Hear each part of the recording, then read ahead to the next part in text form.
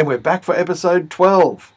Who'd have thunk it, Chris? Pardon? Who'd have thunk it? Who would have thought it, eh? Who'd have thought it, eh? Back for episode 12. Very happy. Oh, no, Music Bar Podcast. Welcome back, everybody. Welcome back. Hello. Nice to see all your faces out there. And your comments. And your comments. Please leave some more. Yeah. We do like them. And subscribe. And subscribe. And tell your friends. Just shout in their faces and just tell them. Force them to. Force them to. Just get their phones and say, hey, when you see someone and they say, hey, who are you? And say, can I have your phone? I see you're not subscribed to the Music Bar Podcast. Well, let me do you a favour and subscribe. There you go. How hard was that? How hard was that? And then you'll get all this amazing content of me and Chris just talking about stuff, which today we're going to talk about the Rock and Roll Hall of Fame. We are. Last weekend was the big ceremony. Yep. And now you might ask yourself the question, why a Rock and Roll Hall of Fame? And I ask myself that same question all the time as well. Yep. Now, what are your thoughts? Do you have any thoughts on this establishment? Or before we go, let's establish that it started in 1986. Is that right? It did. Yep. And it's in Cleveland, Ohio. Yep. Yeah, I know, we laugh. I mean, we're not American, we're Australian. But, I mean... A weird place in my mind to have it. Yeah, and then the building is this weird sort of... Triangle kind of thing. It looks pyramid. This futuristic pyramid. What it has to do with rock and roll, I'll never know. Triads? What the... Really? Triads? I have no idea. It's very strange. But it is there. It's there. And it's probably better having it than not having it. Do you think in so? In some minds. Yeah, maybe. Well, let's put it this way. I think you mentioned a while back, NBA have their MVPs and everyone in athletics and sports have their Hall of Fame kind of thing. So why wouldn't music and Oscars have theirs and actors and things? So in a way, I guess there's some kind of award, kind of like recognition for what they've done. For achievements over the years. And I think it's... okay. I don't see a problem having it. I have a problem with how they go about running it. And their voting system. Yeah, look, that's a problem I have with it. Also, I think the other issue is I've never been fully comfortable with the institutionalization of rock and roll. Yeah, that's fair enough. It's the commercialization of it is enough. I mean, when you really think it's the meaning of art and commerce, which is, okay, it has to happen, obviously, because it is a music business. Yeah. But then to institutionalize it. Yeah. And rock and roll was never about being institutionalized. It was always about rebellion. Yeah, absolutely. And it still is in some way because it's all about being against. But as it becomes more popular, I suppose, once you sort of make it a Hall of Fame, it becomes, rock and roll is now an acceptable thing. Yeah. It's now something, and maybe I'm being an old... There are some inductees, though, who aren't really rock and roll either. Yeah, that's true. Which is kind of weird, but they do have different categories, don't they? They do have different categories, and I won't go into the overall categories because there's many different little things. But well, Tina Turner's in it this year, and she's been in it before. With Ike. I'm sure she was happy about that. Yeah, but I don't know if that's really rock and roll. Oh no, I will say that. Would? Ike Turner. Red Rocket was his, and some people do credit Red Rocket with being the first ever rock and roll single. Oh wow! Ike Turner was heavily influential, and that's probably, I suppose we're going to go into that. Ike was more influential than you could probably realise.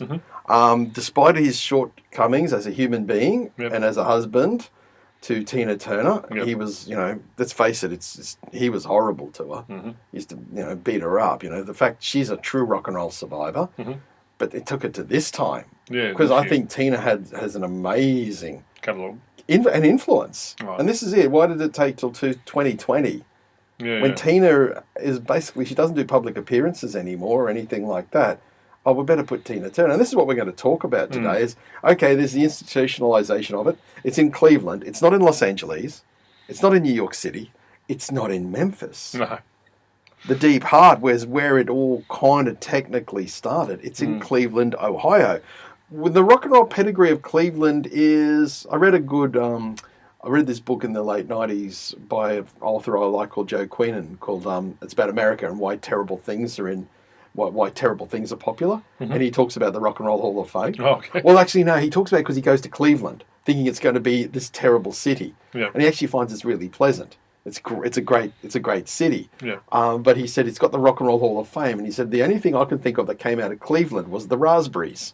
Oh, okay. And when you asked me about the raspberries the other day, I said, "Oh, are you doing your research?" But no, it was a Nikki Sixx. That was Nikki Sixx. Yeah. Power pop thing. Eric Carmen's first band. Yeah. That's pretty much what came out of Cleveland, Ohio. Right. Okay. You know? But New Orleans is also very musical. Yeah, but rock and roll though, New Orleans for jazz, yes, I'd go with that. Fats Domino came from there. Yeah, true, but Fats started in the boogie blues scene. I wouldn't sort of throw it into rock and roll, as he's one of the early influences of rock and roll, so to speak. Yeah, that's what I'm saying. He's a early influence, and that's why it could have been there instead of Cleveland. Is Cleveland neutral territory? Maybe. Yeah, look, I don't know enough about American cities to know what Cleveland's place is doing, but all these rockers have to go to Cleveland. Yeah. If they want to go to the induction ceremony and things like that. And I said, nothing about the fine people of Cleveland or your city. One day I may go there just to see the Rock and Roll Hall of Fame. Yeah. But isn't that what hard rock cafes are all about too? Yeah, true. I've been to a lot of those. Yeah. They're all rock and roll memorabilia, you know, all that sort of stuff. Yeah. You know, you've got stuff in there from artists that you go, why is that there? Yeah. Why is that there? Yeah. I got to admit, I live on the Gold Coast, and there's one in Surfers Paradise. I don't think I've ever set foot in it. Oh, really? Have you? Yeah. I can't recall ever doing that. I've been to the one in Sydney. Yeah, I've been to probably about 30 around the world. Wow. I've got shot glasses from every single one I go to. Well, you're a bit of an aficionado of the hard rock cafes. Yeah, I've always enjoyed seeing the memorabilia, and I remember going to the Netherlands and going to the Amsterdam one, and there's Eddie Van Halen guitars there because he's Dutch, obviously. And of course, yes. I've been to Hawaii. I've been to a bunch of them, heaps of everywhere. So I always get buy a shot glass from them. It's funny when I hear talking about the Hard Rock Cafe and people doing a residency at the Hard Rock Cafe in Las Vegas. Yeah. And I think to myself, geez, there must be, just a tiny little cafe. But no, imagine It's huge. It's huge. Yeah, it's a really big place. It's an arena, obviously. They also have a hotel there as well.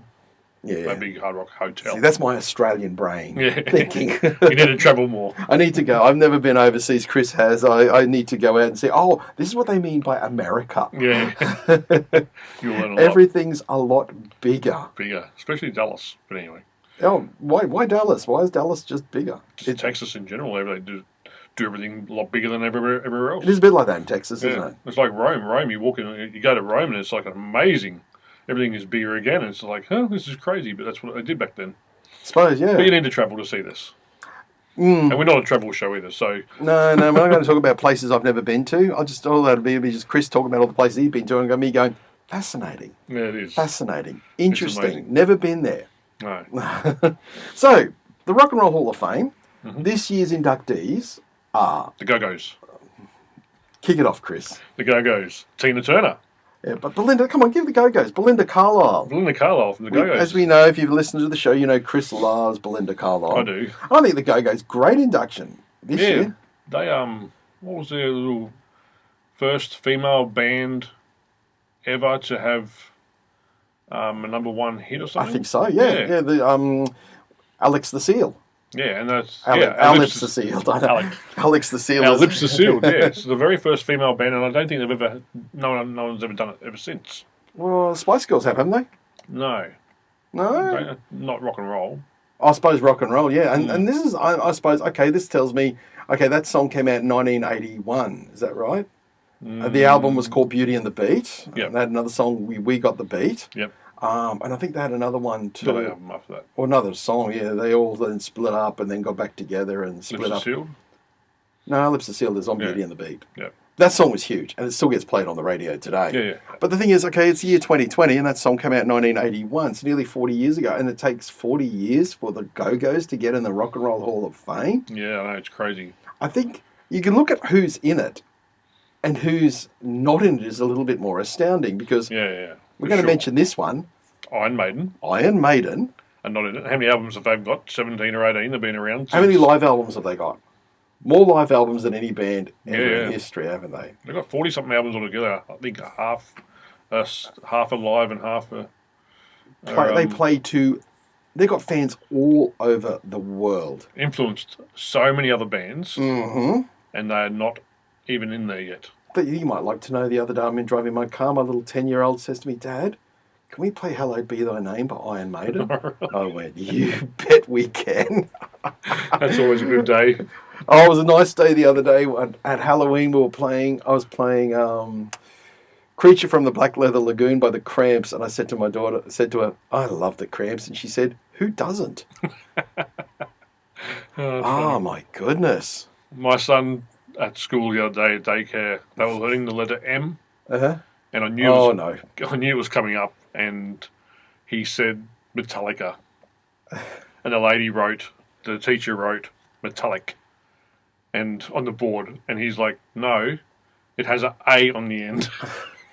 And I went in the next day and he showed me. I was so proud of him. And then yesterday I taught him, I'm listening to a lot of Mastodon at the moment, and I taught him the word Mastodon.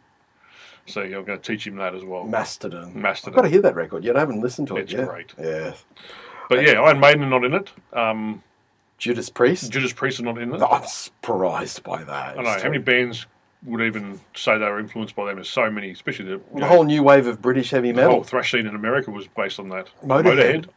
Yeah, they actually, the Nawabum, the whole new wave of British, Def Leppard is the only one from that are in the Rock Hall of Fame. Right. But mind you, they have sold over 100 million records and stuff like that. Yeah. But yeah, it's astonishing. I wasn't up until last year or the year before that the Cars were put in there. All right. So the eligibility of it is it's 25 years after your first recording. Yep. You are eligible to be in the Rock and Roll Hall of Fame. Yep. So it launched in 1986, as you said to me. So that meant the Beatles didn't get in until 1987. Yep. Because I think that first year they put in the usual suspects: Elvis, Jerry Lee Lewis, Little Richard, Chuck Berry, all those people. Catching up a lot of years, Yeah, catching up on, Which is fine. I think that's fine. It's almost like, I suppose in a way you could say Rock Hall of Fame, it works in that you've got to document the past, the history, because maybe one day you'll look back on rock and roll and go, well, where did it all start? And, because for something that was considered a fad when it came out. And And so the Beatles, I think a lot of people are like, well, why aren't the Beatles in the opening thing? Well, it was 1962 when they came out with their first record. Yeah. And so 1987 made sense. Yeah. So that makes sense. The Beatles are there. I'm sure Led Zeppelin are there.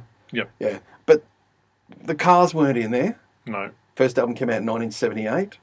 And it took until 2019, after Rick Ocasek died, for the Cars to get in there. Todd Rundgren, has only been put in this year. Yeah, where was he from? He was with a few bands like the Nas, and he had a lot of solo stuff. Big in America. Right. Produced Bat Out of Hell, big producer in America. Produced the New York Dolls' first album. Really, really well-respected musician, producer in America. Right. Probably not a big name in Australia. No. I did see his name in the list, but I didn't know who he was. But is Meatloaf in it? That I don't know. This is it. I'll have a look now because I'll have to see. Yeah, actually, I'm going to. He's pretty influential, I guess. I think Jim Steinman should be in there. See, this is it. I've got to look it up because there's so many names that I actually have to look all these up. Jim Steinman, Rock Hall. So, well, Van Halen were in it, but they only got put in 2007. And now there was some issue with them getting put into the Rock Hall of Fame, wasn't there? Well, two people didn't turn up to the show. Mm-hmm. The two Van Halen brothers. Jim Steinman is not in the Rock and Roll Hall of Fame. Really? And Meatloaf? Unbelievable. Yeah, so Van Halen got in 2007, and Eddie and Alex didn't turn up. It was only Sammy and Michael, that's right. But no David Lee Roth either. Yes, that's it. So, two out of the five that could have been in there. Mm-hmm. They were having issues, and Van Halen, if you know Van Halen, they've always had personal issues going on. Comes from drugs. Probably, and alcohol, yeah. Metallica got put in. Foo Fighters are there, Foo Fighters. Now, this is it. Which surprises me. Meatloaf is not in the Rock and Roll Hall of Fame either, and there's a change.org thing going around. I just saw there to get Meatloaf and Jim Steinman, because Bat Out of Hell was a monster record. Steinman wrote so many songs for other people, and he just died earlier this year. Yep. How the hell is Jim Steinman not in there? How the hell Bruce Springsteen's in there, which I'm happy with. E Street's in there too. E Street Band. The whole E Street Band, yeah, that was a thing. Yeah. That the whole E Street Band got into the Rock and Roll Hall of Fame. Yeah. That is a very interesting one. But yeah, Did they record their own music? No, So they only record with Bruce. Yeah. So they got in based on Bruce, but they called it separately. They called them separately, and there was only one album credited to the E Street Band. Oh, really? That is the live box set that I mentioned in the last episode, or the episode before, about 80s music and stuff like that. Right. Yeah, every other time it's just credited Bruce Springsteen. The E Street Band are always credited on the back, but they're always photographed, and he's always played with the same people and everything like that. Wow. But you're saying that the heavy metal, I suppose, broadcaster Eddie Trunk, Eddie Trunk. doesn't. What doesn't he like about the Rock Hall of Fame? He just thinks the same as what we do, I guess. There's a lot of bands who should have been in there, or at least nominated by now. A lot of bands aren't even nominated yet. Mm-hmm. Don't have a chance to get in. And bands that like Iron Maiden, bands like Motorhead, Judas Priest. These bands influenced the whole scene. You know, the thrash scene in America. It started with Metallica and Anthrax and Slayer. They were all created because of what happened in England back in the day. And there's no acknowledgement of it. Now, I could sit there and say, is there an English thing? Because sometimes the Americans get funny about the English and all that sort of stuff. Yeah, maybe. But it's got to ask the question, who's voting? Yeah, I know. It'd be interesting to know how they vote and what their requirements are. What the requirements are, because as we just said, the Foo Fighters... They're in. They're in. Now, look, Dave Grohl's in there twice now. Yeah, with Nirvana. Okay. With Nirvana. I understand Nirvana. Yeah. Totally get that. And Foo Fighters, see, I'm a bit ambivalent towards the Foo Fighters. I think they're a good band. I think they've got some great songs. Yeah. I don't think they've ever produced a truly iconic, great album. Agreed. Yeah. I think they're fine, but I think when you're the only rock band in town at the moment that's getting played on the radio, and you're playing the big stadium, like, sure, Dave Grohl's a super nice guy. I'm sure he is. I mean, it just seems to be like this. Everything now is Dave Grohl. He makes documentaries. He writes books now, and because they all got to do something like that. My question, I think, is okay. That's fair enough. But Foo Fighters, and not Ozzy Osbourne. Yeah, that's another one too. Randy Rhoads is in. Randy Rhoads got inducted this year. Yeah. Now that's an interesting one. Randy Rhoads got inducted. He died in 1982. Yep. 39 years after his death. He was 25 when he passed away. Oh, amazing guitarist. Plane crash. You still listen to Randy Rhoads' stuff. You can he was the next Eddie Van Halen. He was kind of the next. And just before he died, I heard that he went to Aussie. He was sick of the touring. He wanted to go back to teaching kids. Oh, really? Yeah. Did you know that that's what he used to do? He would go to town and find a guitar teacher. Okay. Yeah, whenever they toured, he wasn't into the sex and the drugs. He wanted to be this amazing guitar player. Well, he was classically trained as well, which is most rock players aren't. Yes. So he was classically trained. That's why he was going to do something different to every other rock. That's why musician. He was going somewhere else. Yeah. Yeah, he was going somewhere else, and maybe the aliens just went, "No, your time on this planet is done." You know, it's like what people say about Jimi Hendrix. He went back to his home planet. Yeah. I like to say that about David Bowie. He went back to his home planet. It was like, no, you weren't right for the Earth. You know, you were too good for this place. You come back home. Randy. He would go from whenever they went from town to town. He would find a local guitar teacher. Okay. And he would go, and just for practice. Can you imagine some guitar teacher in some town in America? They wouldn't know who Randy Rhoads was. I mean, but he started quite right. Yeah, but still there'd be a lot of 2 albums, wasn't he? He was with 2 earlier before he went to Ozzy. Ozzy and Carlos Cavazo took over as guitarist then. In Quite Right. Quite Right. Yeah. And then they went and became monstrous. There's another one, Quite Right. First ever #1 heavy metal singer. Single. Yeah, single. Sorry, singer. Single. Yeah. You know, I'll tell you a funny story about that in a sec. Okay, but the Randy Rhoads, imagine the guitar teacher coming in and just seeing this blonde-haired kid, and even if you knew nothing about this guy, and he said, okay, what can I teach you? And the guy's like, plays his stuff, and you think, there is nothing I can teach you. Yeah, but what can you teach me? Yeah, what can you teach me? How did you do whatever you just did? Yeah, what did you just... Because there's nothing I can teach you. That would be the conversation a lot, wouldn't it? You know, It's crazy. yeah. I don't know if you knew this. I mean, Come On Feel the Noise, it's a Slade song. And another one, Slade Yeah. are not in the Rock Hall of Fame. No. That's some snobbery in my books. They had 15 number one singles in the UK. In the US, nothing big. But in the UK, 15 number one singles. Yeah. And Slade aren't in there. Yeah, it's crazy. But yeah, Come On Feel the Noise, cover of a Slade song. It's the first ever number one heavy metal single. Apparently, the singer, Kevin Dubrow, hated the song. Oh, really? Yeah, he was... Because they were on a very small label. They weren't even on a major label when they went to number one. The guy who signed them onto his minor label, he produced the song and he said, you've got to have a cover. Yep. You know, you've got to have a cover version and, you know, Come On Feel the Noise. No one in America really knows it. You can make it your own. And Dubrow hated it. And all the other band members were like into it. They all thought, yeah, we'll play this. So if you really listen to this song, Kevin Dubrow actually sings out of tune and he sings out of key on the song. Really listen to it. He did it deliberately because he hated the song so much. Wow. And apparently they reckon in the studio he was sneering at the other because they were all giving it their all because that's what the rest of the band are playing their heart out on that song. But he is like, apparently he was looking at them and staring daggers at them going, how dare you? This is a crappy cover. Yeah. You know, you're giving it, and he's saying it, and it number one single. Yeah. Just goes to show, doesn't it? That's good, eh? That's really good. Interesting. Yeah. But back on to Ozzy. He's in with Black Sabbath. Yeah. But he's not in as a solo artist. No. And he should be. Oh, boy, should he be.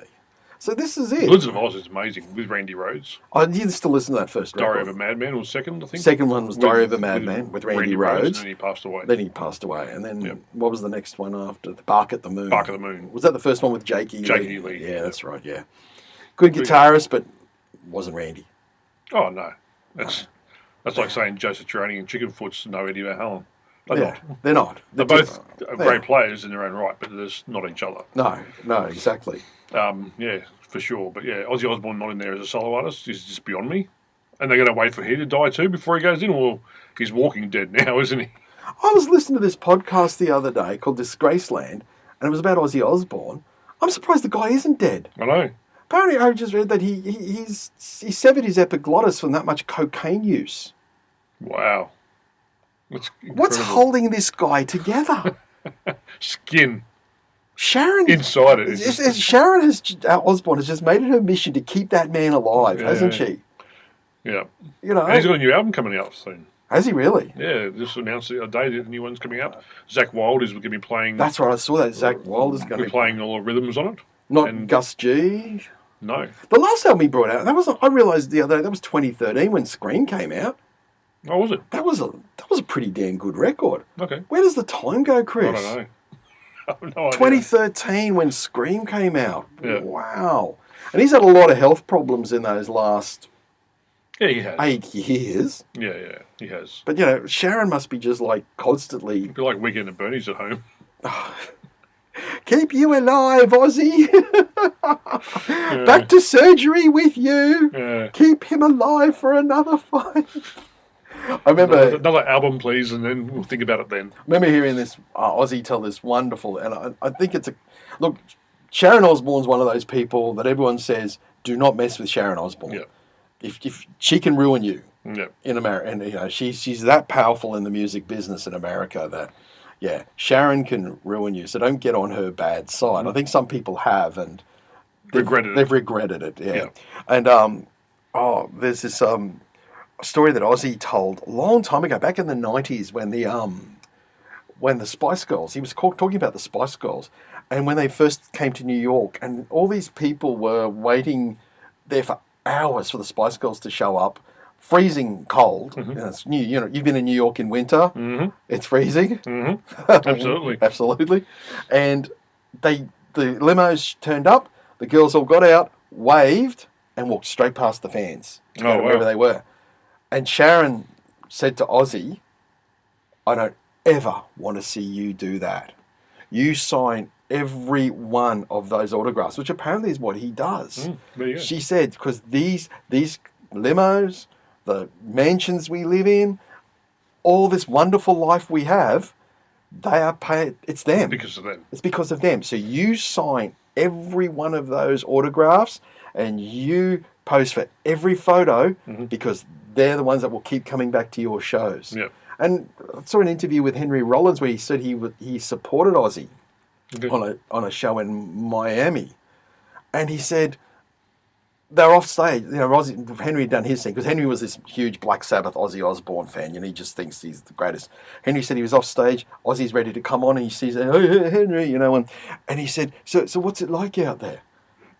And Henry said, what do you mean? He said, is there anyone out there? And Henry said, Ozzy, the place is packed. You can't fit another person in there. And Ozzy said, he's thinking, Ozzy is always terrified that he'll go out on stage and it'll be empty. Yeah. To this day, he is terrified that is going to happen. I'm thinking, you're Ozzy Osbourne. You don't know who you are, mate. That's got to be the English thing in him or something. You don't know who you are. I just remember seeing him before he became huge again in the 2000s. I saw him in the 90s in Brisbane, and he just stands there and claps and just looks like he's having a great old time. And it's like, I remember David Fricke from Rolling Stone said it's the most honest performance. He's not putting on a show. No. He's just a guy who's just happy to be just standing on stage and clapping and singing songs. He's a guy who's happy to be alive still. Happy to be standing. We went from Rock Hall of Fame to Ozzy Osbourne, didn't we? Yeah. I could talk for hours about Ozzy. Oh, he's amazing. Oh, isn't he? What? He's great. Yeah. Motley Crew, are they in? Yeah, that's a good question. Because they should be really in the Rock Hall of Fame as well. Yeah, and it's amazing how they're all them alive. Nicky Sixx has just released his new book. Yeah, the first 21 years. I haven't got it yet. But no, I'm surprised you haven't to put on there. I see, on our books and everything like that. So, let's have a look to see if Motley Crue are in the Rock and Roll Hall of Fame. They're... What? They're banned. A band? And they're not getting in. Ricky Sixx reckons they will never get into the Rock and Roll Hall of Fame because they're banned. Wow. Because of their excessive they made Ozzy Osbourne look kind of... Well, if that's the case, then Ozzy probably won't get in either. Oh my God, Motley, that's what Nicky reckons. That's one of the requirements. What's that? You can't be a massive big user of drugs. Oh, come on. That's what it looks like they're doing. They're not going to let you in because you've been bad. Is Guns N' Roses in? I think Nicky's trying to sell it a bit there. I think he's trying to sell that Motley Crue are still the bad boys. Yeah, Guns N' Roses are in. That's right. The institutionalization of rock. Now, as far as... See, I still believe that Australian music and Australian musicians have had a great... I don't know about an influential, but they've certainly had an impact on the world of music. Yep. And AC/DC are the only Australian band. Yes. Yep. Yeah. The tenuous link is the Bee Gees. Yeah. I don't know who about people at home. I don't really regard Bee Gees as Australian, but I know everyone does who like them. Yeah, because they played their first gig in Australia. Who cares? At the Redcliffe Speedway. Yeah. Go Dolphins.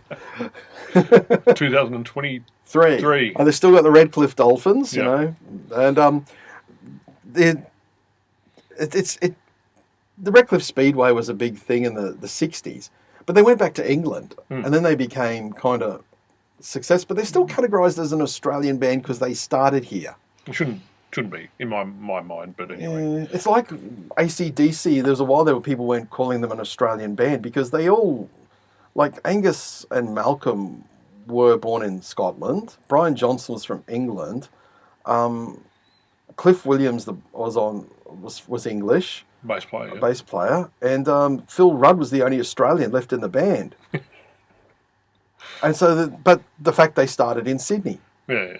They formed in Sydney, and so therefore an Australian band. They lived here for how long? A long time. How long did the Bee Gees live here for? Not long. No, exactly. That's why difference. Yeah, they migrated back. Yeah. Then we're going through a list of some Australian artists that aren't in the Rock and Roll Hall of Fame. In excess are not, despite having a #1 single in America. Mm-hmm. They're not in the Rock and Roll Hall of Fame. So you said the Seekers? The Seekers. Yep. Big Georgie Girl and Carnival is Over. I think Georgie Girl, though, #1 single in America. Yep. Not in there. Helen Reddy, I Am Woman. Huge song. Olivia Newton-John.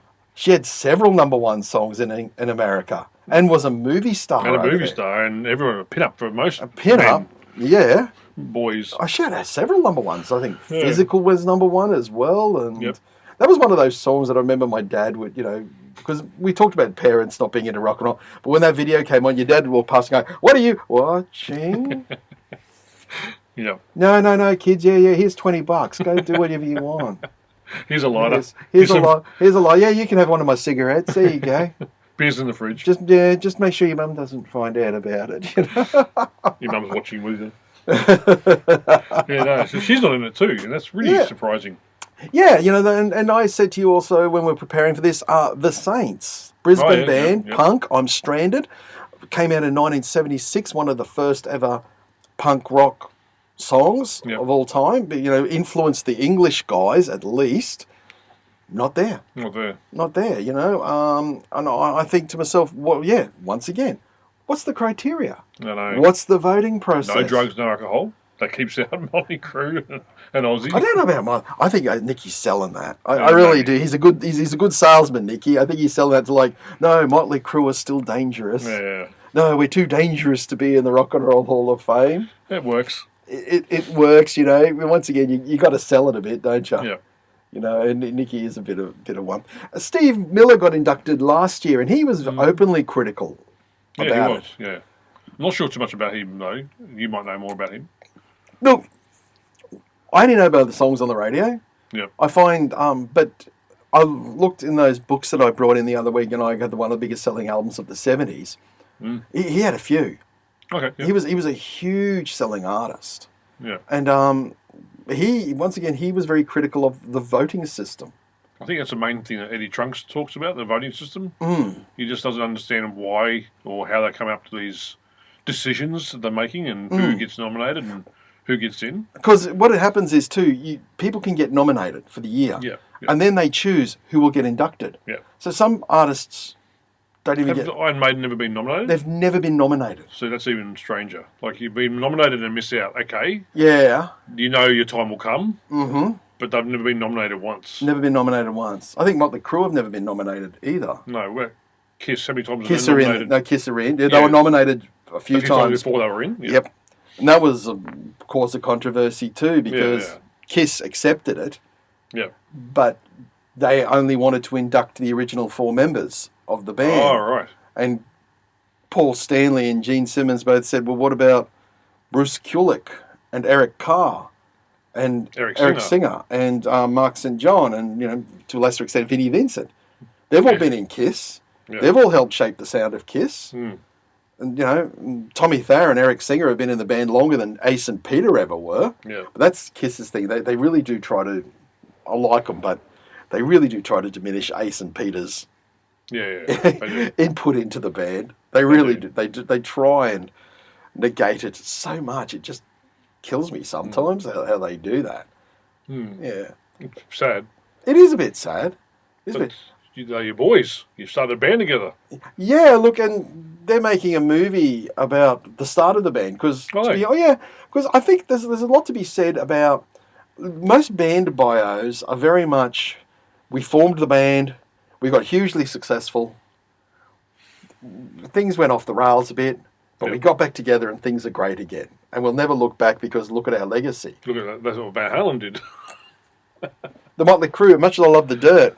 Yeah. As that movie is. The In Excess one, Never Tear Us Apart. Yeah. Even though it finished tragically with Michael.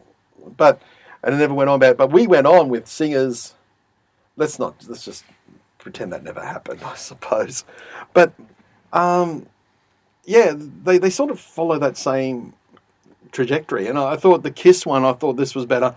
They were going to concentrate on the early days up to the release of the live album when they became huge. Okay. Because that's a very interesting story about how they went from starting to all of they becoming huge. Because once they became huge, then, as they said, they go on for another 40 or nearly 50 years after that. So what do you do? Yeah, what do you do? They'll just come up with the end thing like, and this band, they sold so many records and, all that sort of stuff. Like Bohemian Rhapsody as a movie. It was fine. Yeah. I mean, when I first saw it, I thought, wow, I thought Rami Malek was outstanding. Yeah. But I thought during the film, I was like, there's a lot of real inconsistencies with the timelines here. Okay. Yep. They didn't record "We Will Rock You" and "Another One Bites the Dust" in the same session. No. Those songs are 3 years apart. Yeah. Okay, I get that as far as storytelling. And the Live Aid scene was spectacularly done. That was very well done. But then you watch it the second time, you think, it's a bit dull. It's a bit dull. I like the Dirt better than that one. Yeah, I like the Dirt. And the one I thought was really great was the Elton John one, Rocket Man. I haven't seen that one yet. I've heard really good things. That was fantastic because it took on a more fantasy element. Right. And it didn't bother about playing the songs out of order because it didn't try to show Elton's recording life in order. The songs fit the story as it went on. I'm presuming he's in the Hall of Fame. Yes. Yeah. How would Elton not be? We tend to forget how big Elton John is. What year did he get put in? Oh, let's have a look here. But, you do. We do tend to forget because Elton John is like... Billy Joel? Oh, please don't. I'm sure he is. I'm sure Billy Joel is in the Rock Hall of Fame. Elton John, Rock Hall of Fame. Here we go. I know Madonna is and Janet Jackson is. Yeah. Rock Hall of Fame. Elton John. He's in there. I've just got to see what year he was put in. Come on, Rock Hall of Fame. And then I'll look to see do I have to see if Billy Joel's in? Aren't the Chili Peppers in there too? Really? Oh, it wouldn't surprise me. That's the thing. How can Billy Joel not be in there and Chili Peppers can be? Oh, it's awful no matter which way. 94. 94 Elton John. So he's sort of like... One of the first when he... that would have been 90. His first album came out in 69, so that's it. He was first year he was eligible. He got it. They whacked him in there, and why wouldn't you? Yeah, exactly. Yeah, as I said, we do in 94 even. Yeah. He'd done the soundtrack to The Lion King and won an Oscar. Yeah, that's true. So he was still huge. Yeah, and he's big now with that song of his called Cold Heart. That's huge at the moment. That's a great song, actually. I really enjoy listening to that. Yeah, with really Dua Lipa and Pinal, yeah. Yeah, it's actually a really good mix of those songs. It does. It works really well, doesn't it? Yeah, that's what... And he's allowing people to do that. I know, which is even rarer for and people to go play my songs. And Pinal are a Brisbane band. Oh, they really? Yeah, they're Brisbane dance outfit. Oh, there you go. Yeah. No, that's a really good track. I really enjoy listening to that on the radio when I hear it. Yeah. No, it's good. That's the thing. Elton still just keeps... Yeah, and he's made so many hits. And he played on the Blacklist. Nothing Else Matters. Saying that with Miley Cyrus. And when he says to James Hetfield, best song, one of the best songs ever written, and Hetfield starts crying. Gets teary, I know. That's amazing. How much Elton John means to some of these people. Even to a guitar, heavy metal god like James Hetfield gets teary hearing it from Elton John. Yeah. It's incredible. Well, apparently Elton is one of those sorts of people. He would ring... when CDs were available, apparently every Friday was new release day. Mm-hmm. He would go into the big Virgin Records store in London and would just buy every new release. Wow. And he would go home and listen to them. And if he liked the artist, he would personally ring them up. Yep. And tell them what he thought of their music. And imagine you get that phone call from Elton John. You wouldn't believe it at first, would you? Yeah, you wouldn't. No, you'd go, why is Elton John ringing me? And you'd walk around going, Elton John just rang me and told me my song was good. My album was good. My album was good. So, I suppose when we come down to it, though, the Rock and Roll Hall of Fame, is it a good thing? Yes and no. Yes and no. No harm in having it. I just wish I got it right. Look, you know what? Probably one of the greatest moments ever in rock history is from the Rock and Roll Hall of Fame. And I'm talking about that Prince guitar solo for While My Guitar Gently Weeps when George Harrison was inducted. And that solo, people are saying that is the greatest guitar solo of all time. Yeah. It's phenomenal. Prince. Yeah. He's a phenomenal guitar player. People just don't realise that. No. He was extraordinary. Yeah. Yeah, I'm guessing he's in the Rock and Roll Hall of Fame. I'm guessing. But he can only go in once. But, hey, Ozzy's not in there twice, but Dave Grohl is. Yeah. I don't take anything away from Dave Grohl. Don't get me wrong. And the Foo Fighters are good. I just don't think they're this great band that everyone wants to think that they are. Yeah, I agree with that. I think with them, if I was I'd make a mixtape of their best songs. And you'll probably get a good album out of it. Well, remember I spoke in a couple episodes ago about... Greatest Hits records. Greatest Hits, yeah. Yeah. Foo Fighters, the Greatest Hits record from the Foo Fighters is phenomenal. Yeah, it's phenomenal. It's what you would make a mixtape out of. Yeah, exactly. That's what you would do. You go, because there's every time there's about three or four really good songs on their records. A lot of the time there's a bunch of filler on their albums. Yeah. I find anyway. I find the same thing. Yeah. Whereas like he's never produced that really great record. I remember once, I think when In Your Honor came out, and he said, oh, this is the album I want to be remembered for. And as a friend of mine said, does he forget that he made Nevermind? Yeah. That's the album, when you listen to Nevermind from start to finish, you just go, what? Wow. Yeah, what was this? That was another album that just blew people. He's never made that album that blew you away. So when I see a Foo Fighters album come out now, I just kind of go, here we go. Here we go. Yeah. Another couple of good songs. Another couple of good songs and another couple of mess songs, Yeah, and we'll probably have a tour soon and see a bunch of good songs, and that's it. That's exactly right, you know. Yeah. Like, look, I love Jane's Addiction, but they're in there. Oh. But they had a massive influence on alternative music, but that's not negating the influence that other artists have this had. way, I like Belinda Carlisle, obviously. The Go-Go's are in now, but Iron Maiden aren't. Who had more influence? It's still astonishing. It's still astonishing. It is. Nirvana. I mean, Iron Maiden are just not in the Rock and Roll Hall of Fame. They've never been nominated. The Sex Pistols got in there and didn't want to be there. They actually rejected it because they said they don't enjoy the, right to the end. Now they're all suing each other over the over their rights, because that's what it all comes down to in the end. Yeah. Doesn't matter about the Rock Hall of Fame. It just comes down to money in the end and who owes what to who. Yeah, So that's anyway. true. Is it a good thing or is it a bad thing? Yeah, either or. Either or. It's probably a night out. Cost $10,000 a ticket though. Far out. Yeah. It's a bad thing.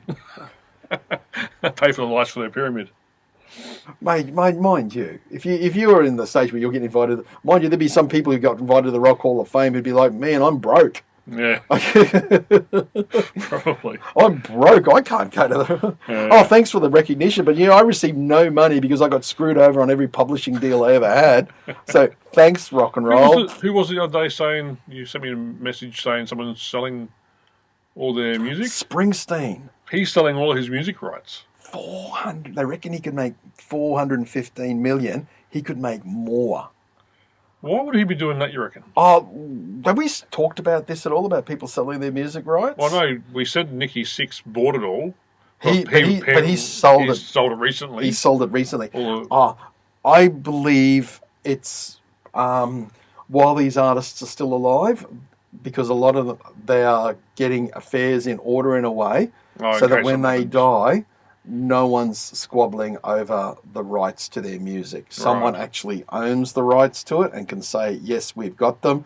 And in perpetuity, the family can make whatever money, but we will make money too, and all that sort of stuff. It takes the pressure off the family, I guess. It takes the pressure off everybody, because I think I have mentioned before what happened with Marvin Gaye and his family. Oh, yeah. Massive fight. And Hendrix. There was a huge fight over the Hendrix estate. Even Prince, I think, now. Decades. Prince is probably going to have problems. Yeah. But yeah, Hendrix for decades had issues with rights to the music. That's why for years all these Hendrix albums just kept coming out. Yeah. Because there was just all these... Because Hendrix recorded everywhere and everyone was just being opportunistic and releasing their Hendrix stuff. Marvin Gaye... very complicated financial situation, I think he had ex-wives and kids and terrible deals and all that sort of stuff. So it's gotten to the point with the Gaye family where they're suing. Okay. Remember they sued Robin Thicke about Blurred Lines? Blurred Lines. And it was tenuous at best, the connection. But I remember even Stevie Wonder said, this is not a good thing to be suing for that, because that means...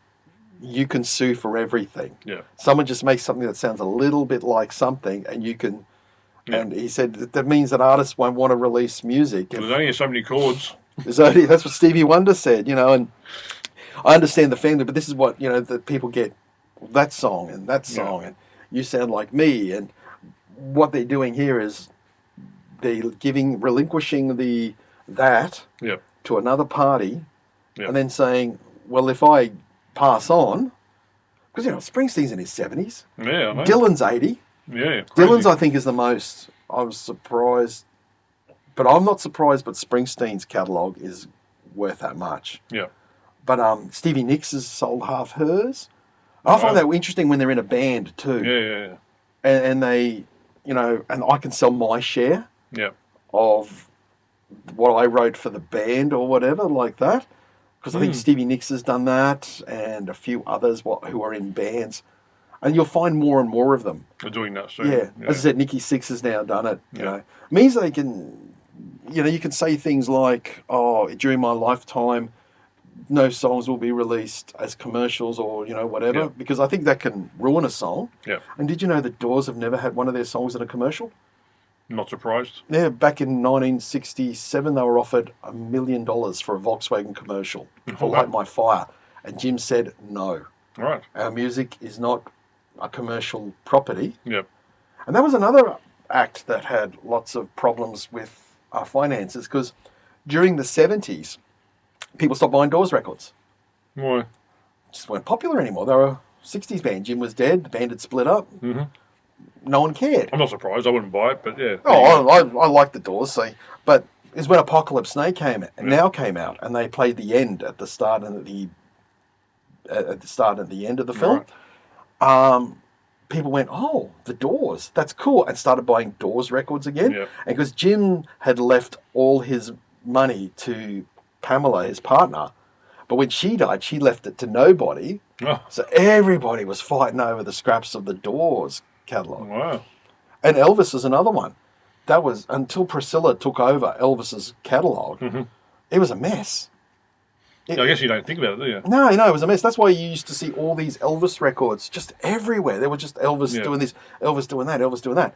And in about 2000, Priscilla got lawyers, obviously you have to get, and basically there was this Dutch company that was just releasing Elvis records, shut them down, shut everything down, took hold of the catalogue, bought Graceland back, fixed it up, made it a tourist attraction. Now the Elvis catalogue, she controls it, and it's all, and I'm sure she's got it all in place because the Elvis legacy was a complete mess. Yeah, so when she passes, Lisa Marie will get it all. Lisa Marie will get it. He always sent it to. He always left everything to Lisa Marie. Yeah. He did. That's when he died. Yeah. But I'm sure she had her issues as well, and married Michael Jackson. And let's wrap this up. Hall of Fame. Before we go, though, we'll just mention we're going to do a little segment each week. Oh yeah, that's right. A new segment coming out every week, probably on a Wednesday or a Thursday. Just it'll be an album review or a book review. Or something where not so much a review, but more of a recommendation. Yeah. 1 week will be Dan, and 1 week will be me. Mm-hmm. Just talking about an album or a book we've read or listened to that we like, and we want you to go and listen to it and open your minds and see what you think. So the first one will be coming this week. And yeah, we'll start doing those every week. There's a lot of albums out there that we just don't listen to. And when you do, you're like, wow, this is amazing. The world should hear this. And I've got to admit, 2021, I've heard some pretty good records already this year. Yeah, I have too. There's been some really good records that have come out in this year that I've been like, wow, why aren't more people listening to this? So I'm pretty happy to do that. Yeah, so we'll do that and put them out every week.